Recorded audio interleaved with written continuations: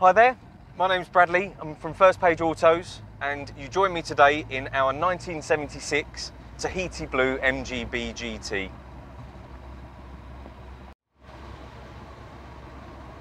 Now, because of the age of this car, 1976, this MGB does come with the rubber bumpers. So any car that was produced after September 1974 comes with the black bumpers front and rear, as this car does.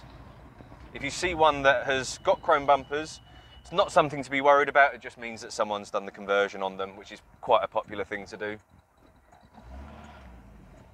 I personally think that the 1970s cars actually suit the rubber bumper look quite well, because when British Leyland replaced the chrome bumpers with the rubber bumpers, it was for US crash safety regulations. And the whole point of that was to raise the height of the bumpers, and that in itself then meant raising the height of the suspension. Oh, it's an MGTF. What a coincidence. Or a TC, I can't remember. It's one of them. Also the thing about these cars as well is that this one in particular has got the road style steel wheels. So they're very 70s in style. A lot of Triumphs, Rovers, and obviously the MGBs had them, but I think that the MGBs probably, out of all of the British Leyland cars, actually wore them the best. And I think that although the ride height is ever so slightly higher than the 60s and the early 70s cars, I still think that these drive incredibly well. I mean, this is a very good example. It's mechanically very, very sound. So the steering does exactly what you want it to. It's very direct, which is not true of a lot of cars of the same era, which is probably why the MGBs actually lasted so long. So the actual run of B production from Roadster to the very end was 1962 to 1980. So that's a lot longer than the regular run of any sort of car without a major facelift or a major upgrade to the car themselves.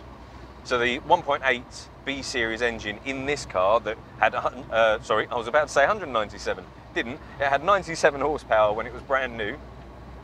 That was in the very first to the very last B, unless they were the V8 models.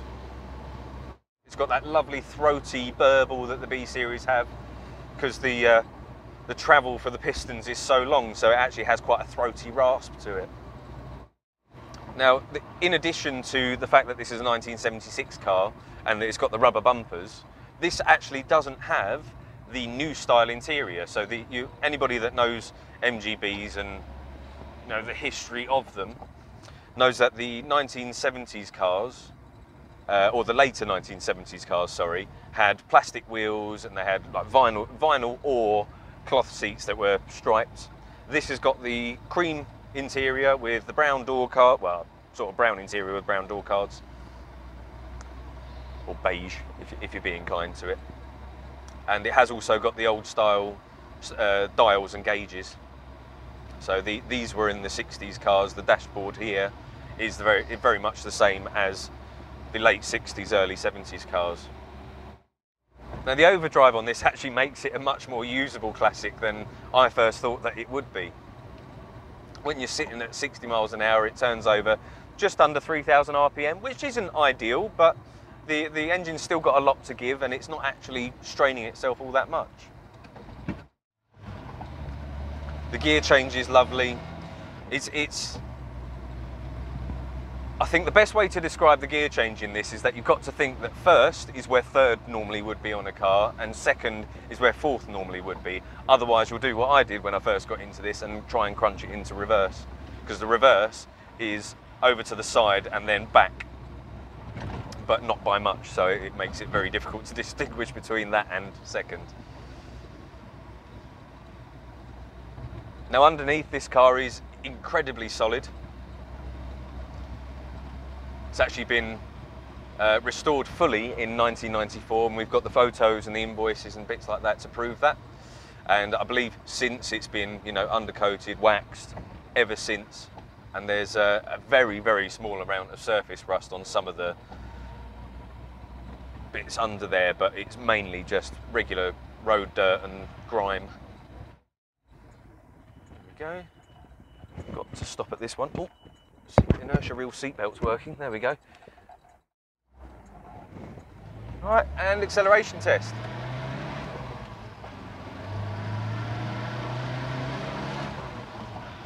It's a 40 here, so I'm not going to do any more than 40, but it's not bad. For a car that is now 46, coming up 47 years old, it's very, very impressive. See, people just smile when they see this car. It's a lovely thing to be in, and it's a lovely thing to be able to drive as well. Definitely feel like a bit of British history. Righty, turn round. Check. Now the bodywork on this car isn't 100% perfect. I won't, you know, talk it up too much because it's good and it's rust free and it's rot free, and all the seams on the car as well are completely rust free. Oh, you win, Land Rover, or Range Rover, Range Rover. Nice Range Rover driver though. Oh, not so nice Nissan Navara driver though. Yeah, so as I was saying, everything in terms of the bodywork in here is rot free, and even the inner wheel arches, inner seals, things like that have all been checked out and they are rot free. But the externals, you know, it's got little things that would need improving. So the chrome stripping around along the side is not the best, but again, that was a big bump. It's something that you can do to improve the car over time whilst it being 100% usable, drivable, and fairly reliable as well. I must admit that I've used this car over the course of a week, and I've had no problems at all. It's been very comfortable. It's been quite economical, really. I tend to get around about 25 to 30 mpg out of this. Obviously, if you're being careful. Now, the boot on this car, it looks quite big because it's a GT car and you have got that coupe, almost coupe / hatchback sort of style. It looks like you could get quite a bit in the back because the actual load floor is quite a big area. But the thing with it is, because of that sloping rear window and boot, it's really not that big at all. You can't actually fit anything that's sort of higher than maybe 1.5 foot. And especially if you've got a lot of luggage, then it makes it difficult to fit more in. So as a classic to use every single day, I think that this is probably one of the best of the British examples that you could go for. The parts network is so strong for these. You can buy every single panel on the outside and even the inner sills and things like that. You can buy them brand new from the MG Owners Club. So they're incredibly well catered for.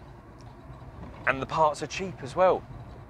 So it's not like owning a TVR where you think, oh, well, that'll be great fun. And, oh yeah, it's got a Rover engine in it. That'll be nice and cheap to repair. It's not, unfortunately, because it's all the bits that are specialist to those sort of cars, TVRs, even things like Triumph Stags. The Triumph V8 was always a notoriously shoddy engine.